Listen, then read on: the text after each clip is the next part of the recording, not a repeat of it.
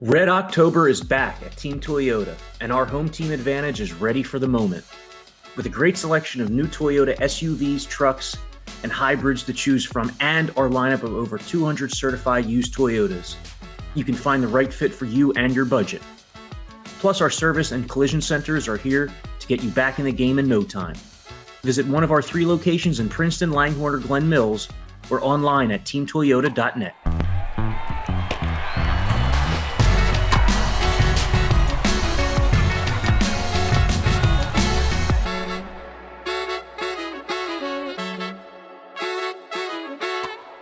All right. Well, that was wild.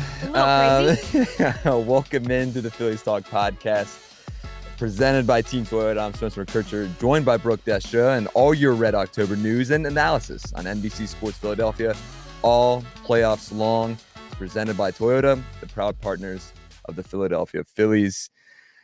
Brookie, I still feel like I'm running on adrenaline, and absolutely. we still have a lot of work to do. Man, that was crazy. Coming here on Sunday night. If you're listening to this tonight on Sunday, or if you're listening to this on Monday morning, game 2 of the NLDS is wrapped up, and the Phillies have tied the series at 1 game apiece after Nick Castellanos is the hero in maybe one of the craziest baseball games I've personally seen. Yes. Yeah. Yes. And we were both there. I guess just you start first. Just describe just the atmosphere, the game winner. Where do you want to start? I'm going to start with Nick Castellanos. Yeah. Because if everybody has not given this man his flowers this season, can you do it already? Right. I mean, I have been saying this since at least July at this point. He has been the most consistent player for the Phillies. Playing 162 games aside, being available is the best thing you can be, of course. Defensively, he's a lock. How many sliding catches has Castellanos made in the playoffs the past 3 seasons to stop these like huge game swaying moments? That aside, I mean, he is just so underrated for everything that he has done this year. He is Mr. Clutch. He is Mr. Consistency. So I am taking this moment out of the most chaotic game that I have personally ever seen live. Yeah. Ever. Thank you, Nick Castellanos. There you go. Let's start it off with that. It's crazy. And yeah, you mentioned the sliding catches. He had another great one on Sunday night. We didn't even mention the fact that he had the home run and the walk-off. Yeah, exactly. Correct. It's just... Correct. Continue. No, I mean, you're exactly right. Yeah, it's just through everything that he's been through. Not even been through, I guess, but just, the fans being on him, the media being on him, everybody. It's been a thing now for a while, and he's handled it with the most professionalism, everything. It's been great. And to see him come out and get the game winner is crazy. And I don't know, man. Yeah, like you said, I don't even know where to start. Maybe we'll start with the awakening of the crowd. Yeah. In the 6th inning there. Yeah, man. Trey gets on in his 3rd at bat. Just a great piece of hitting. Pulls it to left. 2 outs, by the way. 2 outs, correct. And that's 2 the thing. outs. I feel like every time I looked up, there was 2 outs. And it was they were getting down very quickly. And every single inning, the past 2 nights, you just kind of felt like whoever was up first, because they have been chasing so much, it was like they almost automatically always had an out coming up. Yeah. So, I mean, that's concerning. We'll address that at some point. For sure. But this is a positive pod today. That's right. A positive pod. Especially after it didn't look positive until the 6th inning there. I mean, first off, I guess we keep going in a million different directions. But, I mean, shout out to Christopher Sanchez.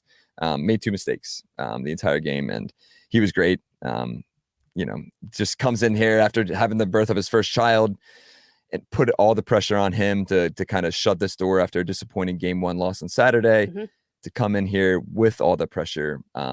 He made 2 mistakes, and that's okay. But I'll tell you, that crowd, we were both over there. The crowd was timid. Is that the word?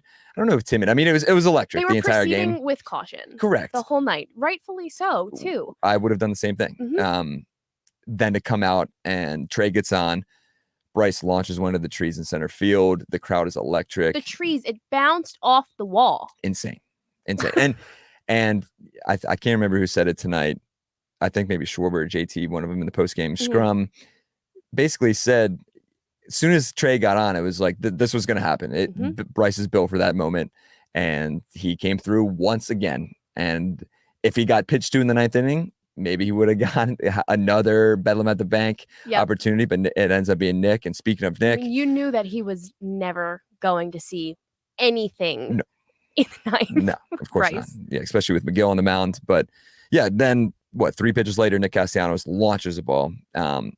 I came back here and said that was probably, I mean, we've seen Bedlam at the Bank. We've seen Bryce's home run in the NLDS when he crushed it home as the third deck against the Braves last season.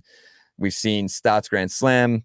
I would argue that was maybe the loudest I've heard that ballpark ever that I've been there over the last 6 years that I've worked here.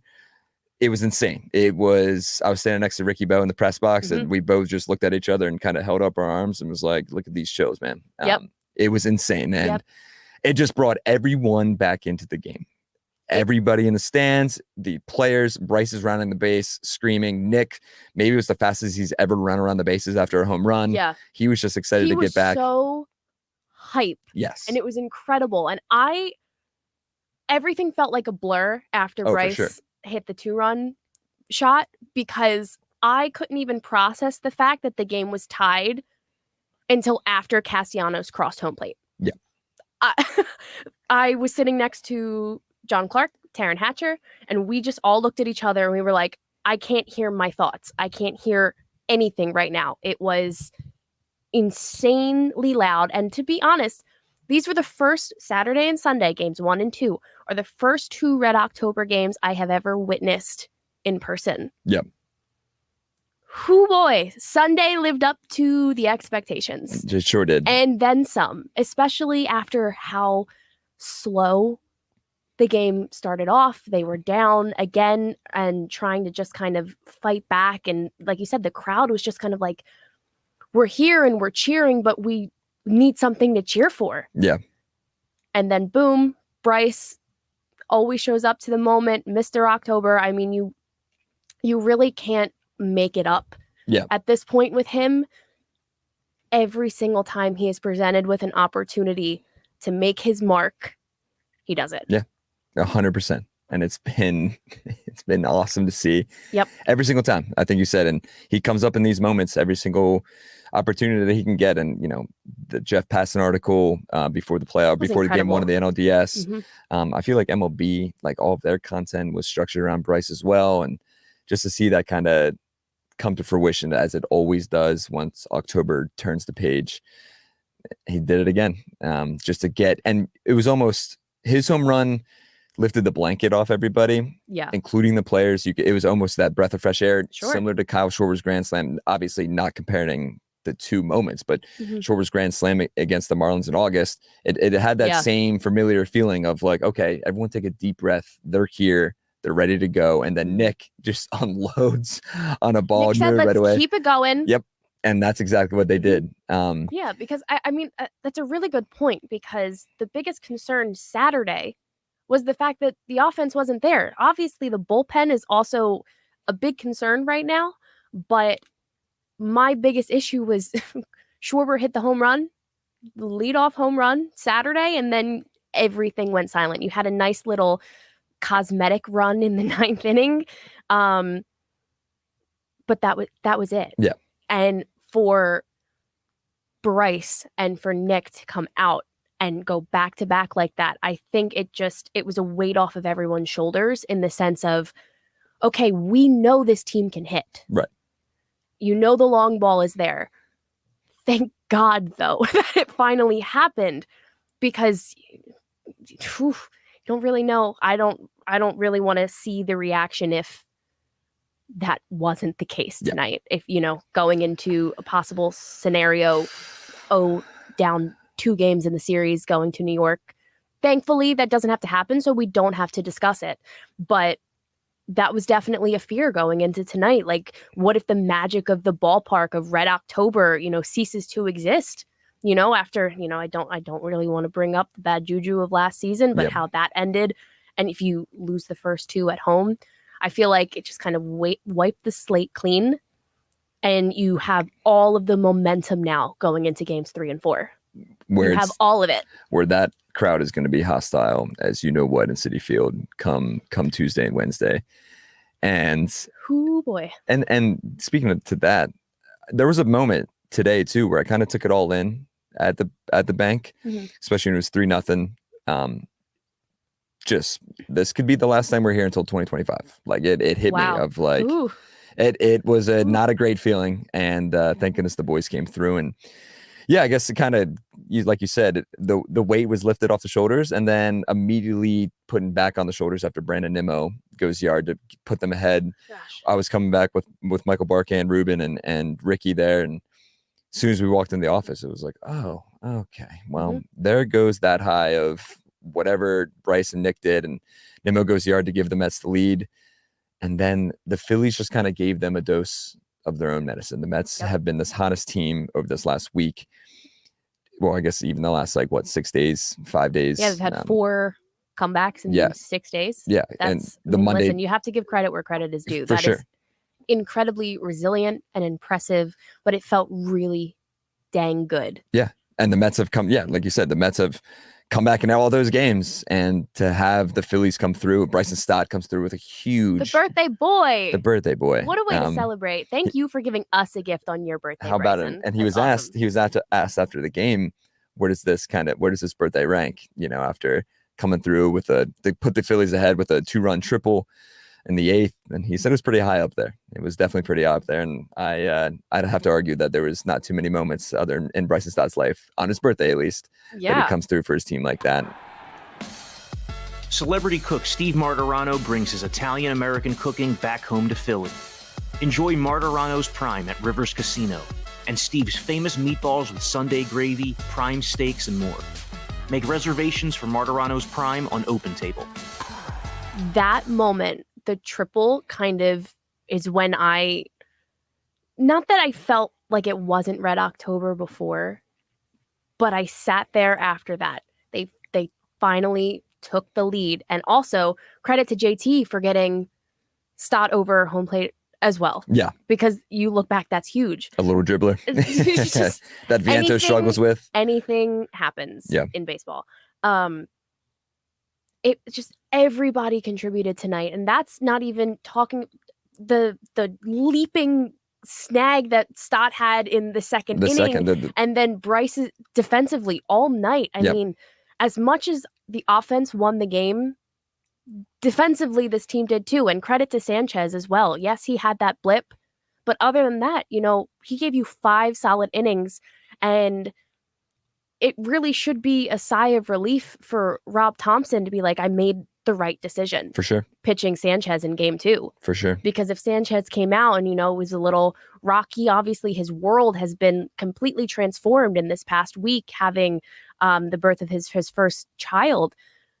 So now you feel good going into game 3, knowing that you have Nola, knowing that your decision to have Sanchez go in game 2, it worked. It was just one of those games where every little thing you're like, okay, these pieces are kind of starting to connect now. And that was a sigh of relief. By the time the game ended, finally, it was like, all right, they're here. Yep. They're in it. We have to, they're NLDS champions. That they are. They got there for a reason. It's not, it's crazy. Yeah. I'll keep talking in circles tonight. Yeah. There's just so much to talk about. I'm sure. And if you're, as a Phillies fan, that's probably exactly how you feel listening to this as well, just in terms of the craziness that came through after this game. And I guess, if we want to switch topics, I feel like we hit on Nick. Just to come through there. And like you said, they weren't going to pitch to Bryce. They didn't want to give him that moment, which kind of stinks. But they're either not way, making that mistake twice. Correct. There was no way. And I guess you mentioned it a few seconds ago, Rob Thompson, looking back, has a lot of whats to sit Alec Boehm for game 2, started Mundo Sosa. Mm-hmm. There's a lot of talk of, for whatever reason, it's the struggles, it's him being upset. We've seen him upset a lot over the last, especially I feel like it's been amplified over the last maybe 3 or 4 months.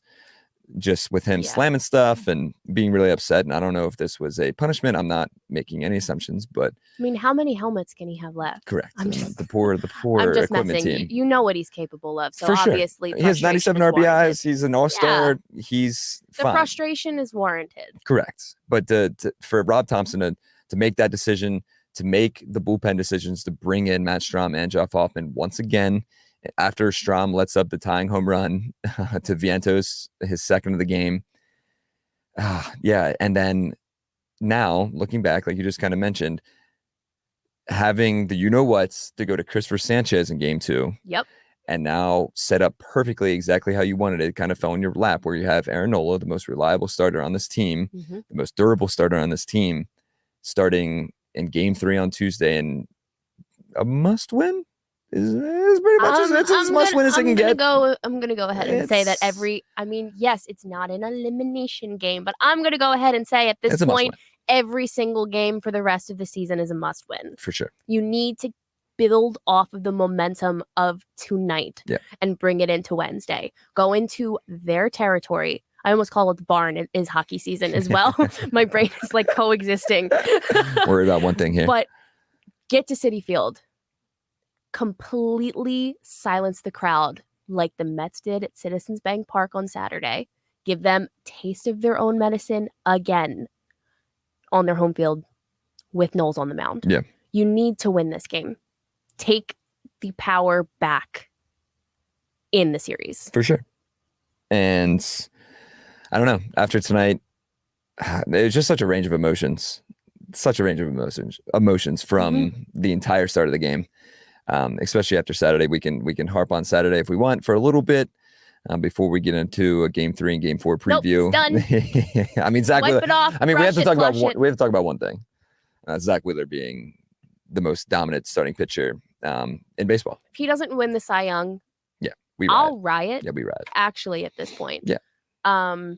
What can you say? I mean, the only thing that I wasn't a fan of was the 4 walks. There's been so many games this year. We'll have to look it up, but I feel like there's been so many games where he's had 0 walks and 4 walks, and that's what pushed up his pitch limit. And for all the people that are like, why did Topper pull him? He had 112 pitches, man. It's the most pitches through. Oh my God, what game was it in the World Series? Game 1. That's 22. Yeah. For Wheels. Yeah. You don't want to blow out his arm, especially giving him 5 more pitches. Yep. You might need him Friday. Yeah. I mean, game 5. There's a strong chance you're going to need him Friday if you get there. Because they haven't announced it yet, but if there's a chance that Ranger Suarez starts game 4, who knows? So, yeah, but everyone was so upset that you went to Matt Strahm and Jeff Hoffman, who have been Jeff Hoffman, then Matt Strahm and Ryan Kirkering, who have been your 3 best relievers all season. We haven't seen Jose Alvarado in 2 games. Nope. We haven't seen Jose Alvarado. Nope. And imagine saying that, I don't know, 6 months ago, a year ago, 2 years ago. What happened to strike 1, strike 2? Good luck. Where did that happen? Where did that go? And I mean, Rob is putting his best guys out there, and the fact that they bounced back, Strahm and Hoffman today, was huge. But yeah, I do like the fact that you can see that Thompson is kind of working through the mistakes that maybe have haunted him last postseason. Maybe keeping a reliever, I'm not going to name names, in a player or 2, and then that has cost them the games. Craig Kimbrell. But you're looking at things, and Strahm gives up the home run, and Topper's like, we're not going to do this. Yeah. It's not on Strahm, which, again, the whole bullpen situation is really bizarre right now. It's 11 earned runs in 2 games. And I'm going to be honest, not to interrupt you, but like Topper said that they threw on Wednesday. I've talked to Matt Strahm, especially in London.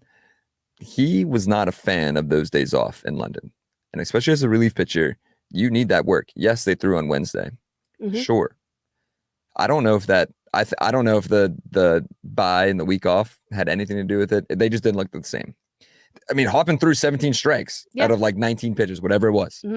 He just wasn't locating. And Ricky kind of said that he didn't have the push on the ball that Ranger has that struggle with now. He's not getting that push towards home plate when he's winding up and kind of delivering there. So anyways, not to interrupt you. No, but you're good. I'm just just saying didn't- that I think I just like that Thompson is, in a sense, being a little more aggressive in the sense of we can't focus on tomorrow. We need to win today. Yep.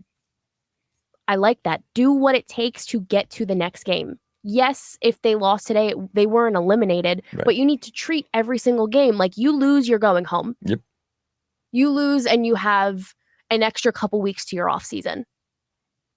And I like the fact that they're being aggressive. And it also goes back to him sitting Bohm. Yeah. If you told me that that they were sitting him for game 2, I would say you are out of your mind. Yep. I would have never thought that is something that would happen. For sure. And here we are.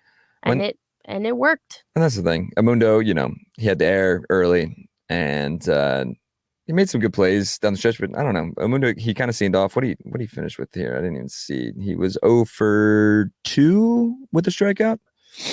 And then Bohm came in and had 2 at-bats as well. So yeah, I mean, I don't think it was the best night for either guy. Listen, defensively, if you put Bohm at third, I'm going to feel a lot more confident than Sosa. But imagine saying that a few years ago. It's crazy. We've come so far. Oh, yeah. So far. But yeah, I feel more confident with Bohm at third base, obviously. It just kind of seemed like this game was a message to him to kind of get yourself together. Yeah.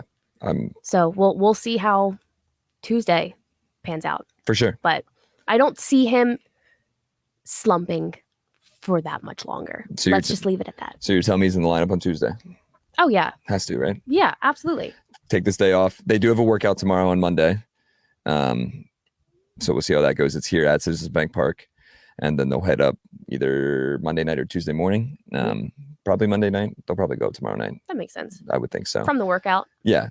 Logistically. Quick little workout. I'm sure some guys will talk and rock from there. But I guess, yeah, I'm sorry. We've been all over the place. Kind of going back real quick. It's just a perfect metaphor to how this game was. Yes. Ups and downs. We're being so honest. 100%. And, well, real quick, going back to the hero. Nicky C. He gets the old Bronx cheer after swing, or he laid off pitch away and in the dirt, and the CBP faithful gave him a good cheer. Mm-hmm. And the Fox cameras caught him saying something. Oh, I did see that. A very Alec Boehm-esque. There's Danny Palmeros. Hi, Danny. Yeah, the very Alec Boehm-esque. Yeah. These bleeping people is, I believe, somewhere along the lines. And Nick admitted he was frustrated. Yeah. And he said words that he meant and was just frustrated in the time. And he ended up grounding out on that at bat, but it doesn't matter because 2 innings later he came through. Yep. And 3 innings after that, he came through in a 10 times bigger way. I think if fans dish it, they need to be able to take it for sure as well. But Philly, everyone thinks that Philly is so crazy, so complex, all this stuff. No one wants to play in Philly, blah, blah, blah, blah, blah. If you come to this city and you are honest and you play with your heart and you do your best every single time, this city loves you. Nick owning up to that, Nick stepping up to the moment twice tonight to really re-energize the entire team. It worked out. It's baseball, baby. It worked out. You get a little, the little sarcastic applause. Yep. And then he reciprocates with a home run. A game-tying home run in the 6th. A single and scored a run in the 8th. Give and take. And then the game winner in the 9th. Mm-hmm. So, yeah, shout out to Nick Castellanos, man. And hell of a season. He had a great interview with Taryn after the game as well. And check that out. It's everywhere. And the great moment that he had with Liam. Exactly what I was getting to. I know it's somewhere. I'm trying to find it. Is that his 5th or 6th walk-off this season? 6th, I believe. Gross. Mm-hmm. I feel like that's it. It has been. It's been every single time. And Bryson Stott, Kyle Schwarber, JT Realmuto, Bryce. They've all gave Nick all this credit in the world after the game, saying he's just a very professional, consistent hitter, has been all season, and it showed on Sunday night. I love when that is the compliment, or like the Professional hitter. he's a professional hitter. That's exactly right. Actually, they Making are making a lot of money. It's something that always makes me laugh, but he is. And it's so great to see that he continues to have these moments where it doesn't matter what time I show up to the ballpark pregame, he is in the cages. Yep. He is the first one out every single day. He is the first one on the field every single day, taking ground balls, fielding, like every single thing that Nick does continues to be put on full display with moments like this. And it is so thrilling. And you can't be more happy for him when you know he's putting in the work. For sure. And then he's getting these moments. Yep. It's great. It's a great story. And I'll talk about it till I'm blue in the face. It just hasn't been talked about enough this year. Yeah. And like we said, everything that he's been through and what the city has, gotten on him and done all that, he's been one of the more consistent players all season. And to come through the way that he did is it's Way pretty to go, remarkable. Nicky C. Yeah, that's right. Mhm. That's right. All right. We'll transition just real quick. Okay. Yeah, we're running long here. But again, so much to talk about. So I guess, are the bats alive? Do you feel confident on Tuesday? Yeah. Do you? I do. That was the moment? The hit for Stott's triple. JT getting going with, even it's that little dribble. Sometimes that's what you need to it's like that first domino.